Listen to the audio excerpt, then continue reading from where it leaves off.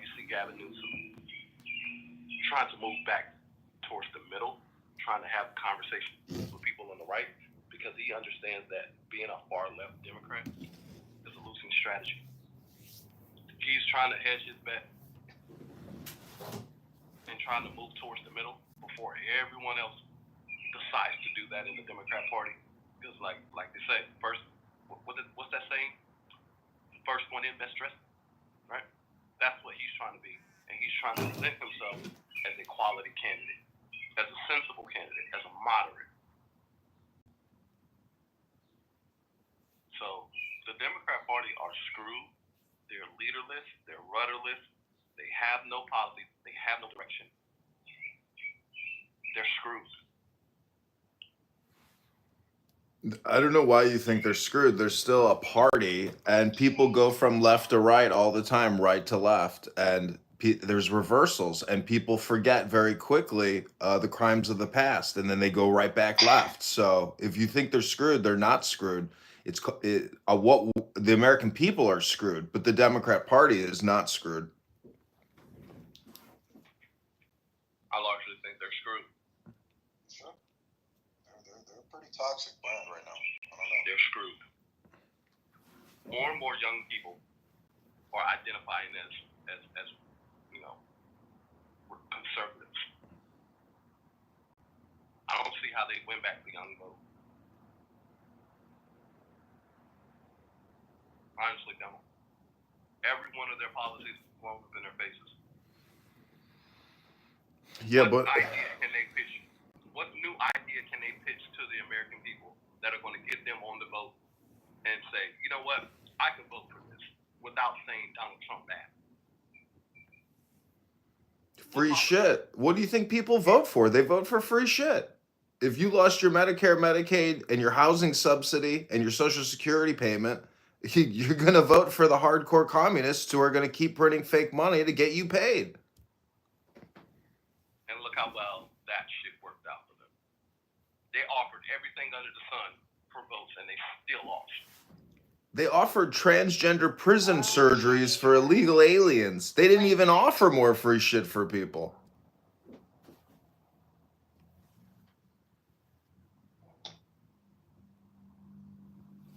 I mean, the problem is Americans just don't trust Democrats on the Absolutely economy. go down. That's really it.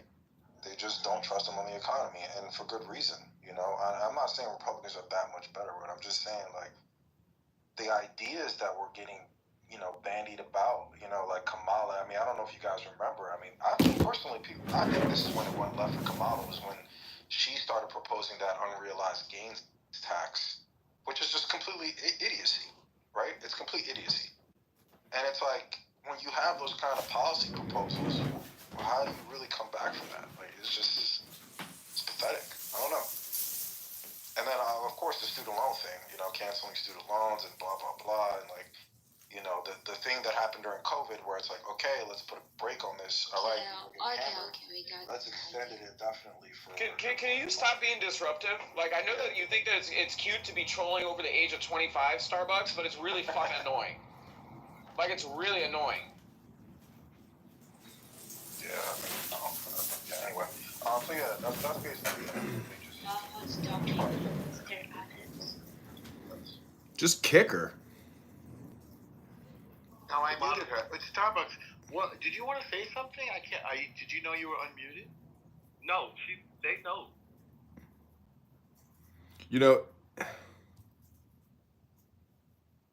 We having a little bit of schnapps right now. What's the deal? I think it's more than schnapp. This is El Normo. Mark Rice in Chicago, and I'm running for Congress. Max Rice is my campaign manager. And, we're fighting the Chicago GOP. And it turns out that it's not even a uniparty. It's like a sick agreement between Republicans and Democrats to do nothing, to kick the can down the road forever.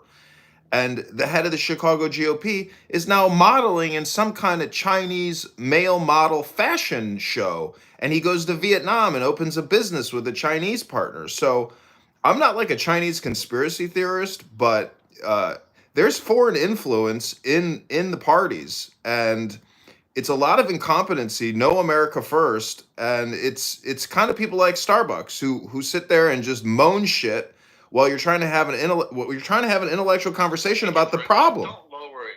She's just one person. Don't lower it to just one person. I'm just saying. I mean, I'm being facetious. I don't care about Starbucks, but I mean, let her moan all she wants. I mean, Starbucks, if you want, we can open a room later and do an English course for you and go over the top 100 English words. That's my joke, Doge, and you've streamed me enough to know that. You know I make fun of people when they troll and their English isn't good. But, back to my point about them are screwed, right? Every single thing that everything that comes out of their mouth, they're being proven a hypocrite on. Every single thing. And I keep harking back to the DNC. I don't think people fully understand how important watching the DNC and watch them in full form, how they trotted themselves out for 4 days trying to court the American vote. And they exposed themselves to a degree I don't think military strategists could have achieved, right? They got on stage and they talked, and I'm going to bring up these top 3 things to me. One thing about it, it was already enough that Chris Cornell was calling them out to their faces about being elitist and how they were booking $1 million suites so they can look down on the plebes and stuff in the United Center and all that stuff, and how they claim to be for the working man, right? The working person. But you are catering to multi-million dollar donors and shit, right? They took top priority. Yeah, okay, cool. But when you have Bernie Sanders on stage talking about we need to get the millionaires and the billionaires out of politics, right? Notice, since he became a millionaire, he doesn't say millionaire anymore. He only talks about billionaires, right? We need to get the billionaires out of politics. And immediately after he spoke, who came up on stage? Billionaire Governor J.B. Pritzker spoke on stage. But hey, get the billionaires out of politics. All right, right. They talked about J.D. Vance and how he comes from Appalachia, and he has a Yale education. I'm sorry, but 60 to 70% of the Democrat Party went to Yale. Did they not? Yeah, they did. They talked about Donald Trump and how he was an existential threat to women, and he's a sex offender and a rapist and blah, blah, blah. Who else got on stage and spoke? Bill fucking Clinton. Bill Clinton. Everything that they fucking say, they don't understand how stupid they look. I mean, they had Megan Thee Stallion, headlining, Kamala's campaign. Like, I mean, it can't get any worse than that. And I'm telling you, there are plenty of white people that are sitting there looking at that, and they're just like, I can't even go on a Carnival cruise anymore because it turns into a bust-down cookout. Like, and here it is, we're at a freaking campaign rally, and it turns into a freaking strip club. Mm-hmm. And it's like, hey, Blackman was asking Kamala, hey, what have you got plans for us? Mind you now, it was the DNC that sent the internal memorandum to the Biden administration months before the election cycle and said, hey, y'all, I think y'all need to pay attention to this. Y'all are hemorrhaging black male votes. Y'all need to do something about this, because if you get below a certain percentage point of black male votes, you will lose this election, right? They didn't want to pay attention to that.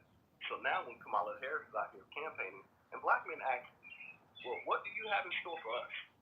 Because honestly, the Democrat Party have no policies that resonate with black males at all. This is how Stacey Abrams lost, right?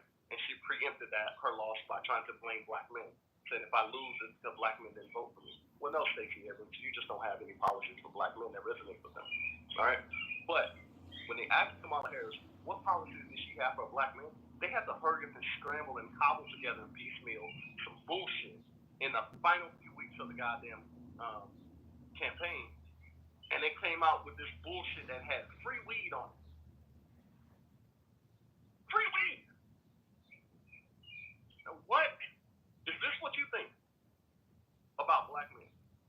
they want to vote for you because of fucking free weed.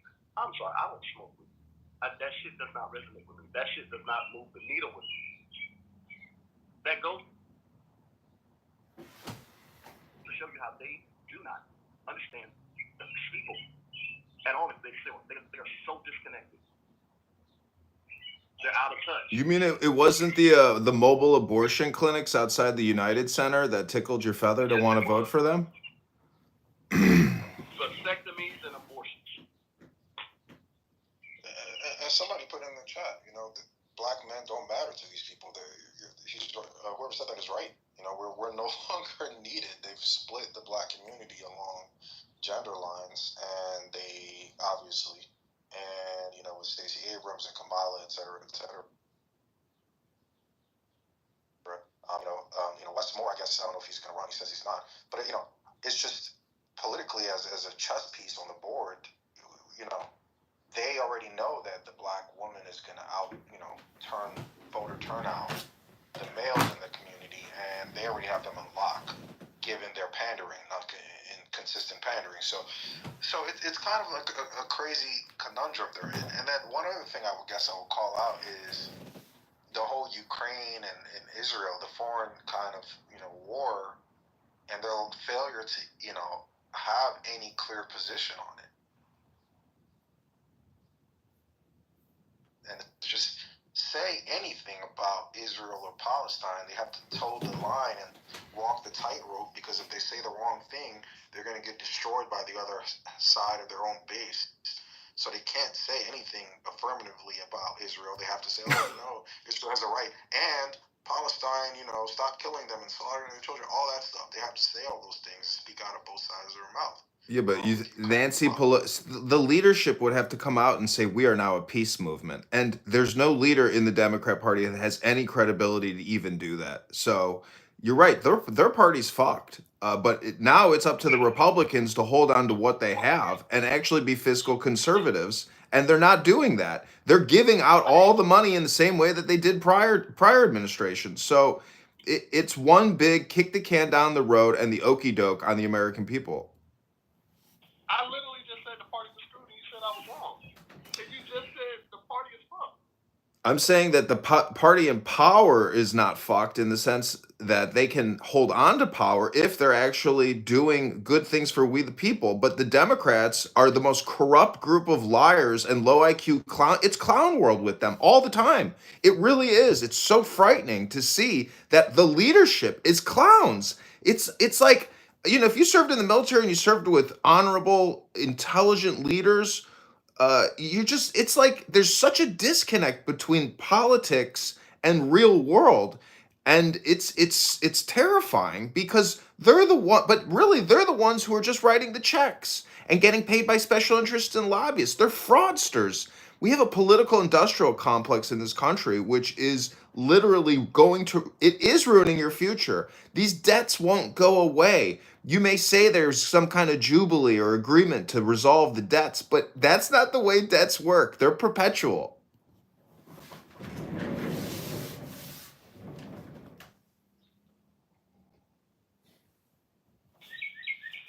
They're bought and paid for. Plainly put. There. Oh, shit. Honestly, in a utopian world, they should not see the goddamn White House for the next 20 to 30 years. Realistically. Principally. Morally. Politically. They should not see the White House again for the next 20 to 30 fucking years. The right has been given a gift. They have been given a gift, to proportions that is untold to man. They have been given a fucking gift right now. And they have the opportunity, a once in a fucking lifetime opportunity, to hold the White House for as long as they want. At this point,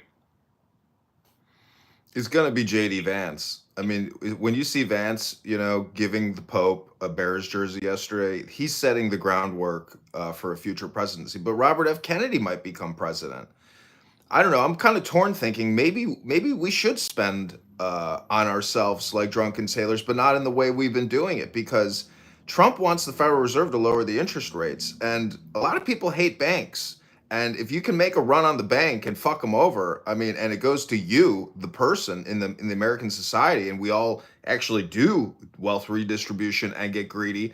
I mean, everybody in this country could have $100,000 check, by Friday. So, but we don't do that. We actually send the money overseas to the World Health Organization, to the United Nations, to Ukraine, to Israel, to even Russia. I mean, all you have to look is what the State Department sends the money out to. It's so crazy what we do. We literally go to work every day to send our money overseas to foreign governments and NGOs. I mean, taxpayers should literally be revolting right now at every IRS and Federal Reserve and congressional office there is.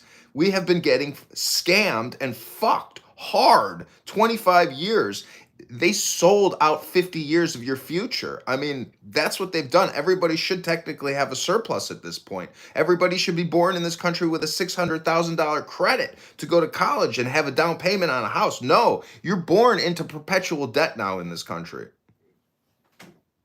I mean, with U.S. aid and all those other things, I don't know, this is just a conversation topic, but is there any argument to be made about the footprint, the foreign policy footprint that we have, and essentially what we're doing now is shrinking our footprint, right? And that obviously means that other world powers are going to step in, be it China or Russia or whatever, right? So was there just no value in those things and they were mistaken, or is this truly just a correction of something that... Why is China going to start footing the bills? Why is Russia going to start? Nobody wants to foot other countries' bills. These were bribes. These were payoffs. Okay. I mean, I know that China's investing heavily in Africa, for example. I know that there's other third world countries that are going to be... If the United States is not providing aid to these countries, just basically take it that China or Russia is going to step in, whatever form that is. Now, it could be a good thing, and we can say, hey, that's not our taxpayers' problem. At the same time, though, that there is a growing influence outside of America with that. So, if it's a calculated, hey, we're cool with it, but just keeping that in mind. I know, but paying for DEI weather climate change testing in Nigeria is not a priority of taxpayers in any city in the country. I mean, it's again what we were spending the money on. We weren't building some heavy shipping container in the west coast of Africa that we owned and operate, or rebuilding some type of new Panama Canal. I mean, these are terrible investments. You got to look at the ROI and the cost benefits analysis. The Democrats were doing funding fake education nonstop. All this DEI bullshit is education business. It's a scam. It's a fraud. It's theft. I mean, there are no arrests. One person has been arrested, some federal judge who obstructed some Venezuelans' deportation. That's it. We want arrests for fraud, for waste and abuse. I mean, Doge has uncovered supposedly $650 billion in waste. And losers were like, when are we going to get a Doge check? You think you're going to get some $5,000 check from the government? No, just cut the income tax. Get rid of the IRS. Open America up for business on a way that has never been seen before. Build a super city here. Build a new city in Colorado, a new city in California, a new city in Illinois, a new city in Georgia. I mean, open the country up in the way that Dubai, Saudi Arabia, Abu Dhabi does business. They are open for business. This country is run by clown people, and you know it, I know it. And every single time you see a congressperson on television quacking like a clown, I can't fucking believe that people keep voting for these people. So clearly it's some type of a psychological communication hypnosis, because basically all these congress people, all they are is content creators. They are digital creation entrepreneurs. That's all they are. That's all they do. They're in the communications business. And we have to get wise to the fact that they're essentially nothing but lobbyists doing everything that Pfizer, Moderna, J&J, Google, Comcast, AT&T, Verizon tells them to do. They have millions of dollars in the bank. The leadership from the parties pass the money down to them, and whoever votes yes gets the money based on seniority and other special factors. So you have to vote the person. People don't like Thomas Massey right now because he's voting no on the big beautiful bill. But you have to vote for people like Thomas Massey. The money has to be, if we're going to create fake money, we have to spend it efficiently. And I think everybody has to agree with that.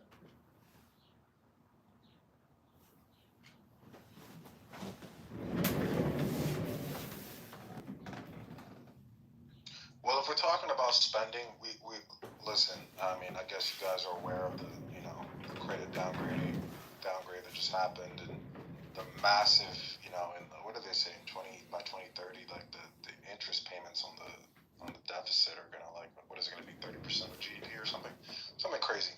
So we gotta start making some hard decisions, and honestly, like, this big beautiful bill that we're talking about, I don't think it really goes far enough. Like, I don't see how. We got to start cutting, like, and we're going to have to make societally, and this is outside of, I guess, getting away from which candidate, because things are already set in motion. Like, either we cut Medicare spending, we got to say, hey, if you're a senior citizen and you make, over X amount a year, like, hey, we're going to diminish your Medicare, like, payouts or something like that. We have to start doing something like that, because the path we're on is unsustainable. There's no way. Probably. Like, Trump is talking about external tariff, external revenue service, and this, that, and the third, but we've got to find a way to stop cutting spending dramatically. We got to audit our defense spending. We have a lot to do. Like, I don't know, and I don't think this bill is going far enough. And I don't like for Trump, all Trump, says and does, it's like this whole thing, oh, no tax on tips. Like, that's just pandering. It's the same thing the Democrats did with like student loan crap they were talking about. Like, what do you mean no tax on tips? Like, why? Or no tax on overtime? Like, what the hell is that good for? Like, I don't know.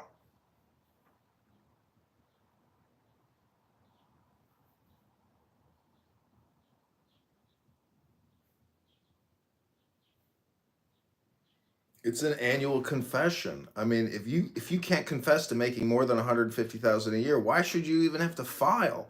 I mean, if you go to Taxpayer Advocacy Day at any major city, guess who lines the block? It's African Americans by the thousands who are not in compliance and have garnishment and asset seizure forfeiture impacting their families.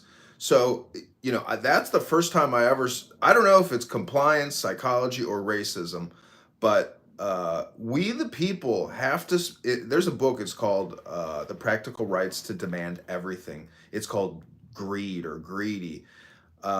Basically, it says that in the end, we weren't greedy enough. And so the problem is we're greedy for special interests and lobbyists, because America isn't just lobbied by corporations, it's all lobbied by foreign governments as well. So we chuck out money out of this country through the State Department and foreign aid that why do we even, it's like, why go to work to pay all these countries? If just from the individual taxpayer's perspective, you realize that you were bought and sold for at birth. You were created to go to work to create revenue, to give it out to these countries, but we just borrow it now. 35% of the economy is borrowed money from the Federal Reserve, China, and other countries. That's 35% of our supposed economy. It's not a real economy. This is a fake economy. I mean, the job numbers are all fake. Even the stock market is inflated. The whole thing is built on Congress and the Federal Reserve kicking the can down the road. The danger of pulling the rug out on that is that the whole engine will break and that the car will no longer even operate, which could be a good reset, a hard reset. It may be, nobody can pull the plug, but if we ever wanted to get honest in this country and not do currency manipulation and fake money creation, I mean, the whole economy would crash, and it would be literally. But again, it would take a couple hard years. I mean, imagine if Social Security recipients didn't get their Social Security money, VA's pensions, and all. Imagine if the flow of money just stopped because we actually admitted, okay, there's no more money because we're not going to raise the debt limit, and they just raised it 5 trillion. And they're planning on spending 20 trillion more than previously estimated over the next 10 years. So maybe it's a good thing, maybe it's a bad thing, but I know personally no one can run their life like that. Only the government can. So they have a superordinary godlike power to survive. It's an immortal civilization is an immortal creature apparently.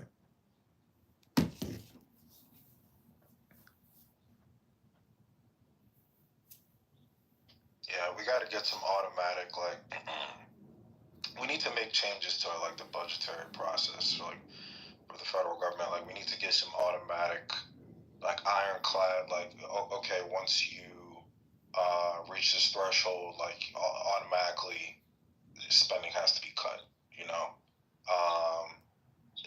we've got to do something. You know, and you're right. Like if we try to rip the Band-Aid off now, we're going to crash the economy.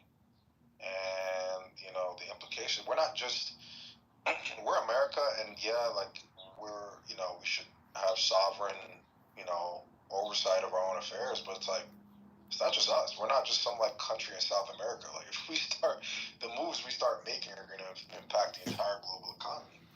See, the irony is all these other central banks, Europe and China, they do the same thing we do, and they keep it at parity, and that's essentially the forex market. But imagine if we were to pull the rug out first and we suffered a few years of incredible hardship. Actually, the rest of the world, and we opened up our business floodgates, the rest of the world would pour into America and it would actually reverse course. That's the only probably way to really save the economy is to crash it and open it up to foreign investment and suck out the world's available free capital that wants to get out of their shitty countries.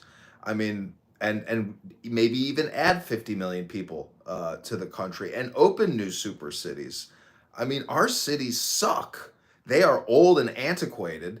They're not modern and they're not built for scale. So, I mean, there's a huge opportunity, but the thing is, the way we're using the money sucks.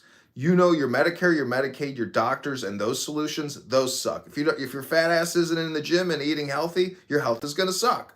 But why are you taking $10,000 a month worth of prescriptions that the government is paying for? So, anyways, it's the flow of money and the essentially the magnitude of the money, but the way we're spending it sucks. Ukraine sucks. 100 billion, 500 billion there sucks. War in Afghanistan, Iraq, multi-trillion sucks. Like the way we spent the money was not an investment on we the people. We got no return on investment. Everyone outside the country and the biggest corporations around the world got all that money. And there's trillions of dollars sitting in offshore bank accounts in foreign tax havens. That's our money. We, the taxpayers, owe that fucking money now. And that money is sitting in foreign banks overseas.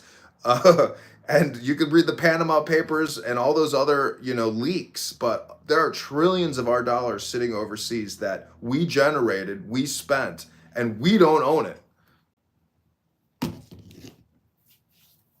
Yeah. So you said something about opening up like the floodgates or something like that in terms of foreign investment. What barriers exist now?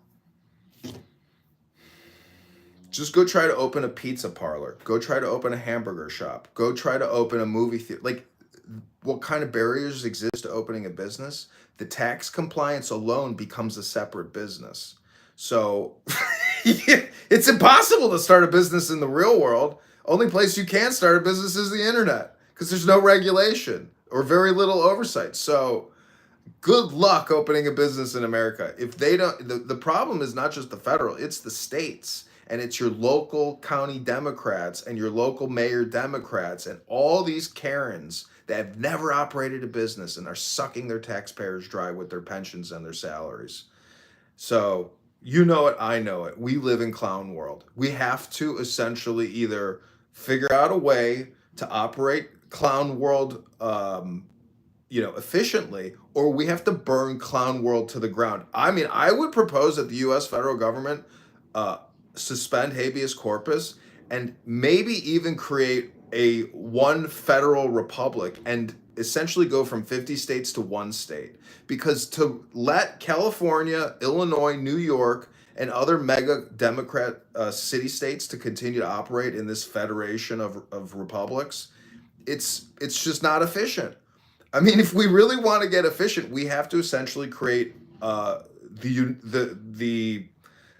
create the new America, which is no longer the states of America, but maybe just create one giant federal system and eliminate all state pensions and everything and turn it all over to one administration. I know that sounds ridiculous, but essentially, whether you're getting taxed by the federal government or your state or your utilities, etc., people are going broke. Bankruptcies are through the roof. Childbirth has plummeted. Like America is in a fiscal crisis and in a magnitude that's unsustainable. Chairman Powell says it's unsustainable, and so it's basically going to become Weimar Republic hyperinflation and the Hunger Games.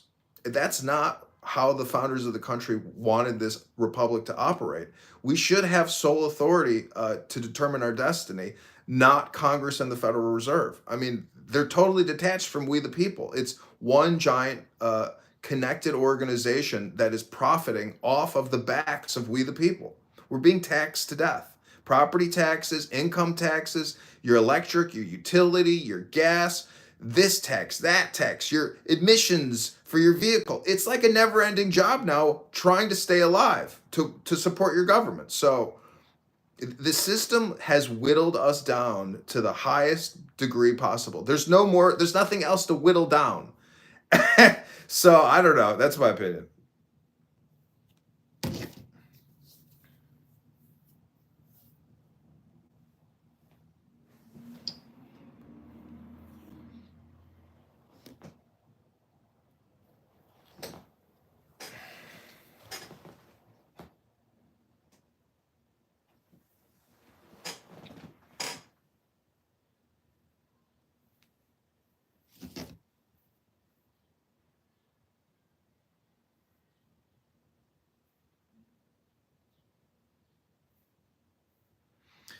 I like how there's this like belief that robots are going to become so intelligent that they'll be able to build other robots and essentially create something from nothing. It's just not possible. Everything is metaphysics essentially, and I don't know what the solution is. No one could possibly know the future or any true solutions or what the best models or best optimization is for saving the republic known as America. But I have had fun ranting. Mike, how's your morning? What are you doing right now? Are you just listening? Are you at a job site? Or are you in your office podcasting? Oh, I'm just listening right now. Yeah, when I saw Trump today say, we don't even talk to Thomas Massey. Well, Chairman Powell the other day said, well, I don't even talk to Trump. So there's a lot of people in government that don't want to talk to each other. And they don't talk to each other because it's based on supermajority. So I don't know. But see, the thing is, social justice on the internet is what's bringing the awareness to the problem, is that there is a failure to communicate at the highest levels of government. And the Doge team has openly said there's no cross communication between any agencies. Social Security doesn't talk to VA. VA doesn't talk to IRS. So there's this huge siloing that has taken place in the federal government, and there's no efficiency. So, anyways, I mean, we're going to spend. I don't know. Have you seen the big beautiful bill and how big it is, and how it raises the debt limit and future debt borrowing? It's like the biggest bill of all time. The bills just keep getting bigger and bigger. They're supposed to get smaller and smaller, but maybe this time we'll actually use the money for good as opposed, for war and foreign influence and bribery.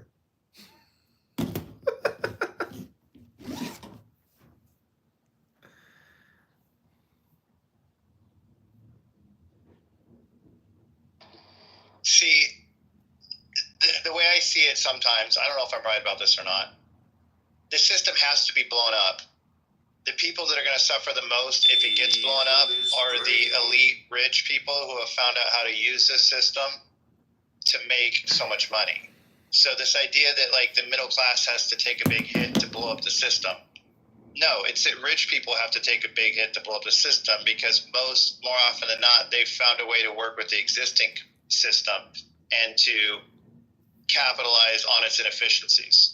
So, and that's not going to happen. They're actually doing better than they've ever done. So this idea that somehow, the system needs to be blown up is true. The idea it's not being blown up because people on Medicare want their monthly check.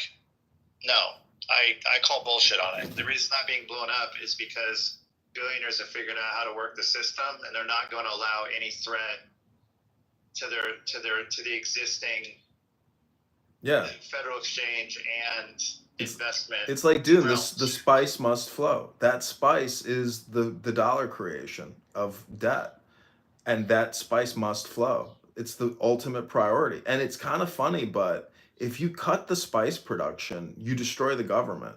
So, and just think historically, what always survives? The government always survives. The people are the ones that suffer. So I don't know. I mean, it's kind of funny to think that, like, you may be Well, the pro-business. government and large corporations, buoyed by the government, survive too. It's both. It's not just the government. It's also large corporations that are too big to fail. They survive too. That's the problem. The problem is that capitalism isn't occurring because the that's true. government's interfering and allowing large businesses to not fail. Yeah, the 08 So- banking financial crisis is the perfect example of that, where the banks literally went insolvent. Lehman Brothers collapsed. I mean, Right. but they And so bailed what out. I They wanna picked and hear- chose. What I want to hear is more people talk about both the government and the big businesses that are too big to fail. I want to hear people put them both in the same category. I'm really tired. One of the reasons I push back on Republicans so much is that I'm really tired of them, and Democrats are guilty of the same thing. I'm really tired of people giving big business, the benefit of the doubt. Big businesses are increasingly an equal part of the problem. It's the same reason that billionaires just changed parties overnight, because they realized one was going to help them financially more than the other. They couldn't give a shit less about the social issues that they might actually believe in deep in their hearts. Who cares? If it comes up against human rights versus my paycheck, I'm taking my paycheck every time. So I want, like, until America, when you say America lets them, we're not greedy enough, it's true, we're not. But the corporations are greedy enough, and the government is helping the corporations. It's really important that we start talking that way. Until we do, we will keep suffering like that. You were talking earlier about this idea that if we quit giving so much money away to people, look, we could give everyone $100,000. You tried to give $100,000 to everybody right now, even if you had it. Republicans would be the first one to say, no fucking way, pay down the debt. Don't give it to the people, right? Just pay down the imaginary debt that was rang up by the same people that are already ringing it up. No, it's not going to do any good.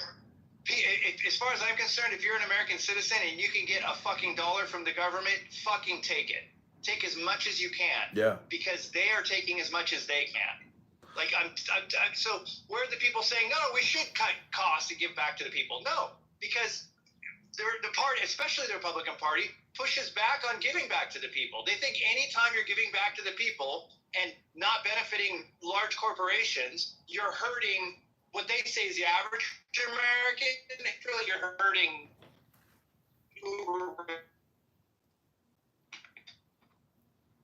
Yeah, you're in the matrix at the end there, but I mean, we know that the Treasury, when you file a tax return, you get a tax. A lot of people get tax refunds. I mean, they could make Liberty check payments through there, where Congress actually demands that the Federal Reserve lend them $100,000 per citizen who doesn't make more than 30,000. I mean, this is all wealth redistribution schemes. It's all socialism and communism. But the point is, you have to wonder what's the better path, because the rest of the world, shit rolls downhill.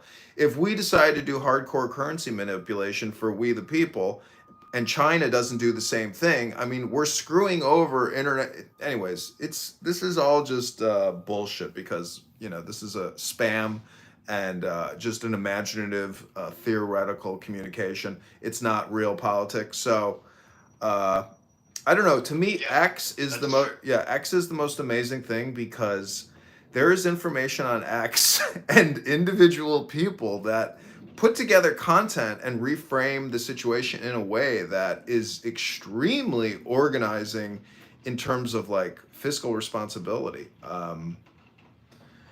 Anyways, the storm has started here in Chicago. I got to go close my windows.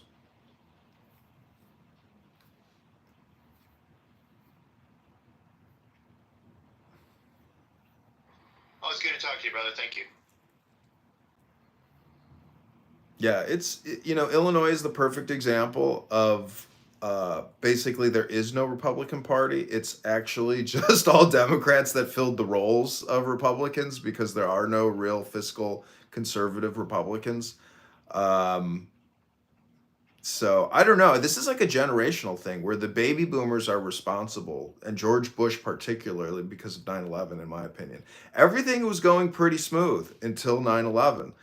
Bill Clinton, George Bush, I mean, Bush and the banking industrial complex, the military industrial complex, they really took America for a ride on 9/11. I mean, anybody who could fathom military strategy would have suggested uh, a punitive guerrilla insertion and taken out as many enemies as possible and saved as much money as possible. I mean, it really is the. They didn't just take him a ride from that.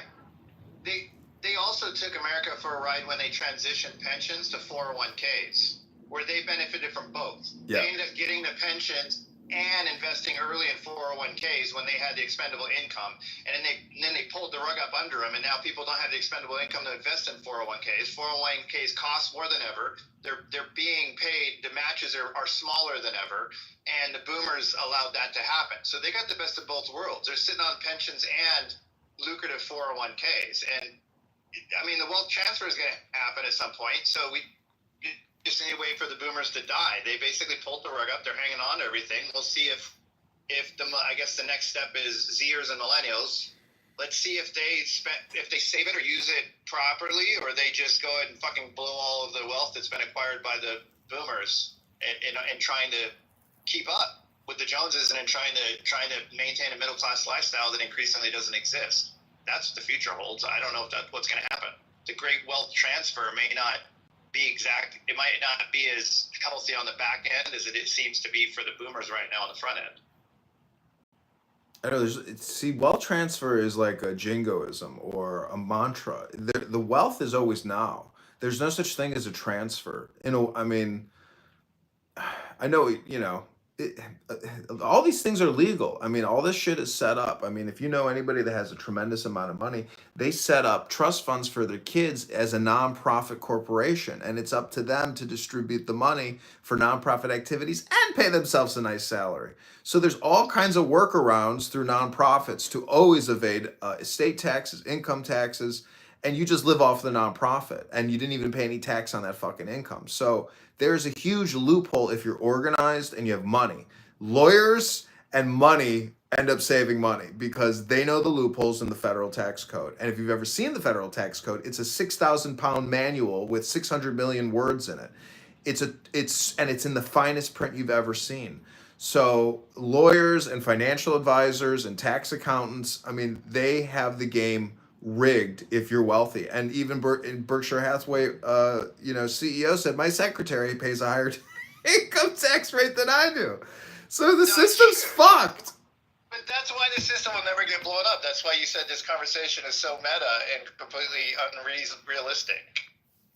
It's not going to get blown up because they've successfully worked the system to the point now where the middle class is going away, but the upper class is doing better than ever. I mean, it's a huge success.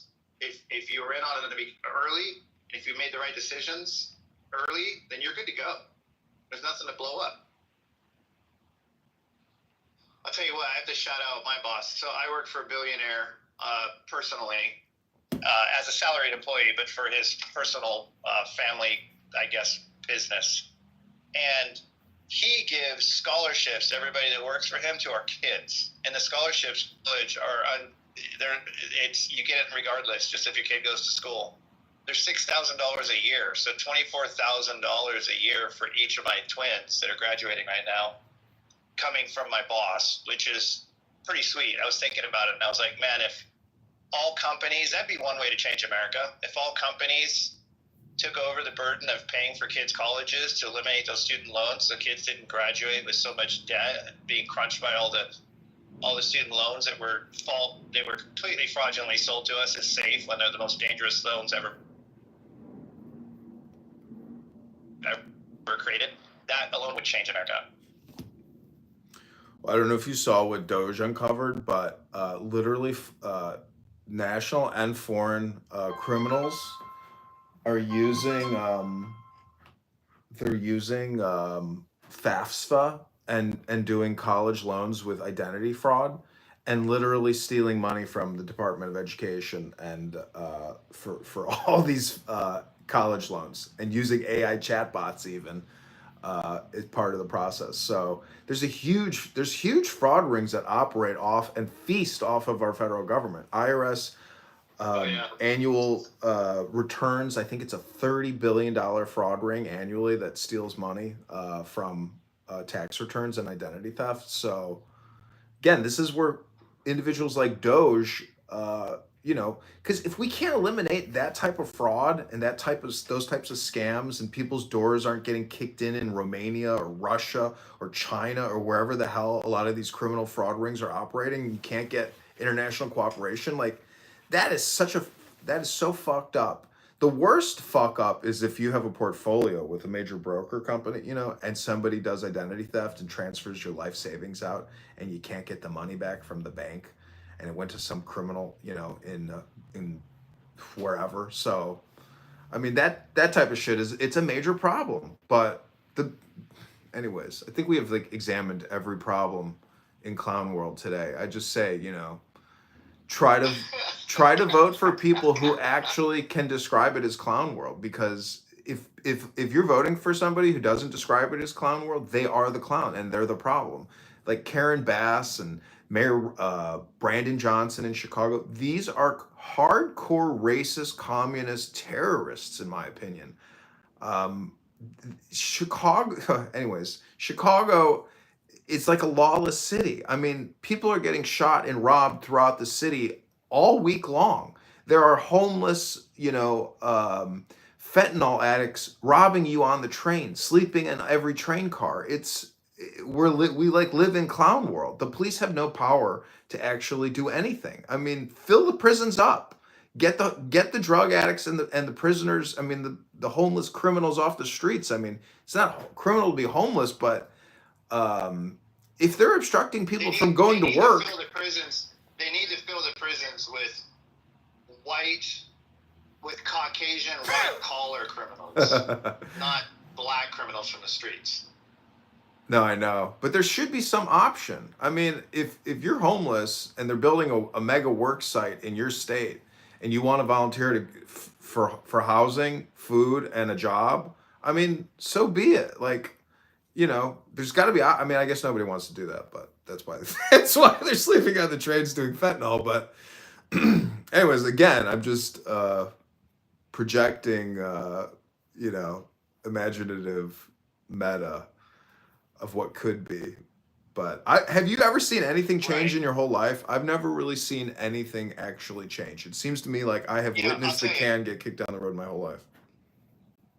Sometimes I think they give money to the wrong people when they do give money, because like when I lived in Seattle, I bought one of my first homes I ever owned was a little condominium type thing, freestanding, so it looked like a little house, but it was small and independent. But it was a condo, and I think we paid $188,000 for it at the time.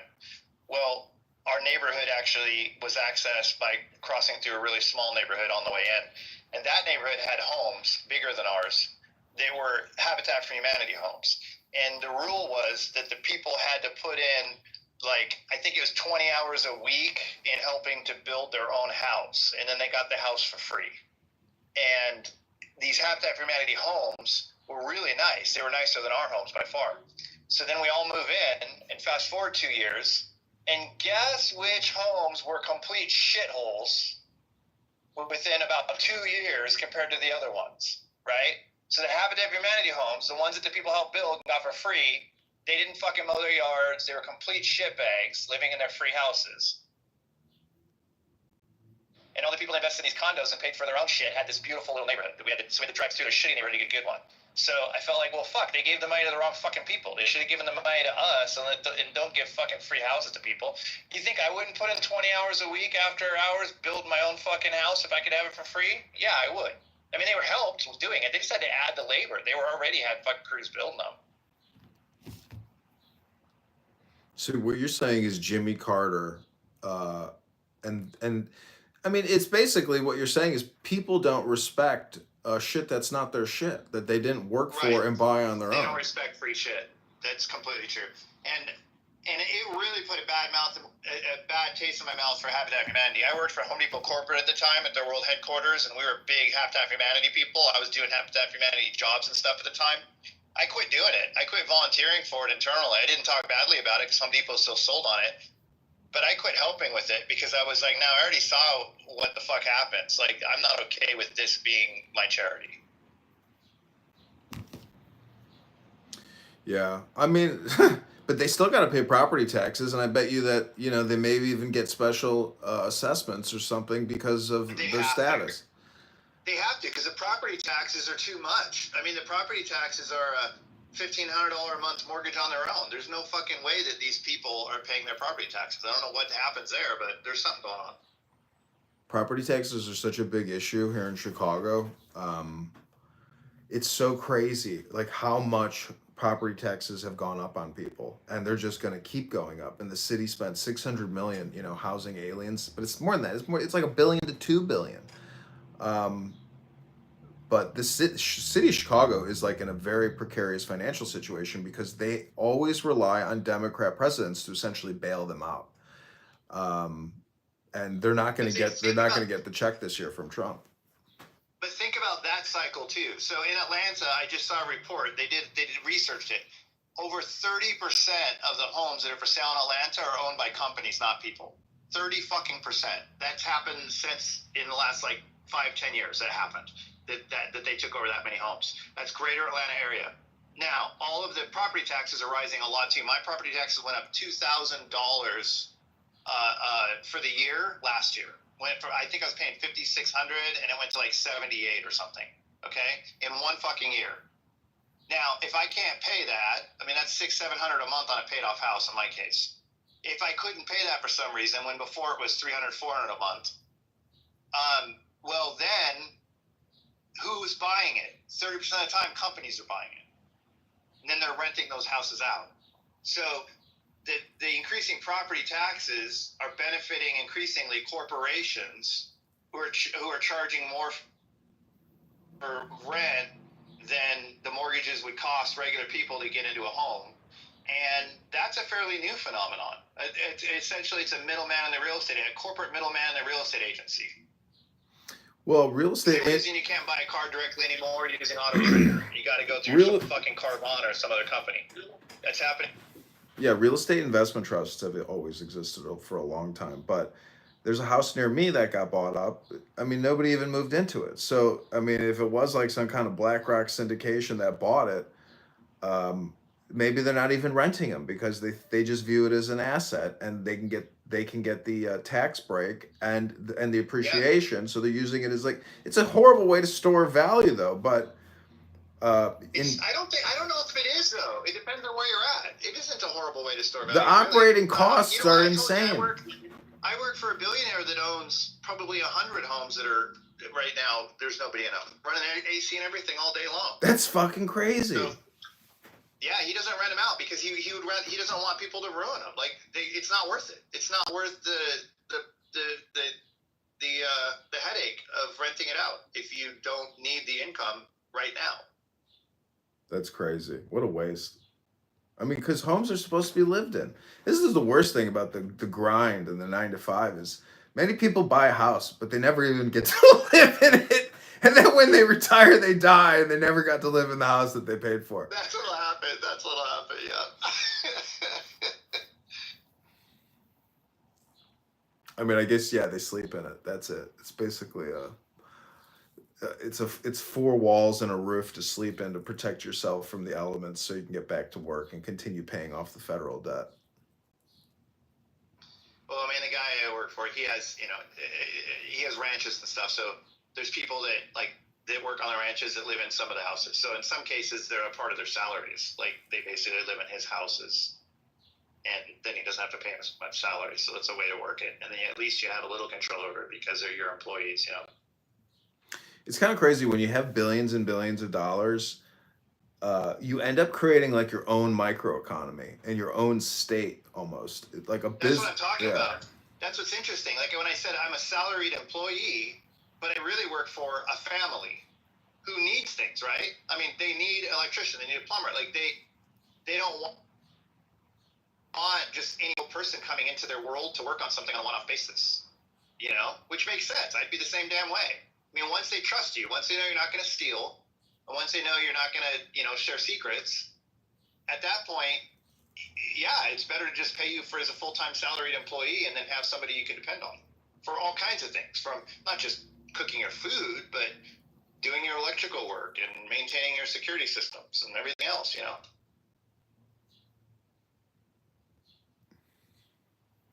Yeah, and they have very complex problems that require I don't know, a lot of it is they want anonymity or they want security and yeah, it's all that stuff. But anyhow, I mean, it's been a fascinating conversation.